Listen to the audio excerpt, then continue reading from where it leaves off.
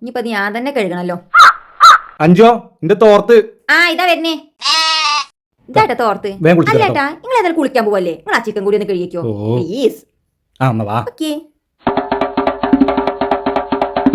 അഞ്ചോ എന്നാ ചിക്കൻ കഴുകി കഴിഞ്ഞു. കഴുകി കഴിഞ്ഞോ? എന്തായാലും നിങ്ങളെ കയ്യമ്മേ, നിങ്ങൾ ആ മസാലയും കൂടി തിരുമ്മി തരുമോ പ്ലീസ് ഏട്ടാ. നല്ല കുട്ടിട്ടോ. ഏട്ടാ കഴിഞ്ഞോ? കഴിഞ്ഞടി. ഇതും കൂടി നന്നാക്കി തരുമോ പ്ലീസ്? ചക്കര മുത്തല്ലേ? അങ്ങോട്ട് കൊണ്ടുവരി. ഇതും കൂടെ ട്ടോ. കൊല്ല് കൊല്ല് കൊല്ല്. കഴിഞ്ഞോ?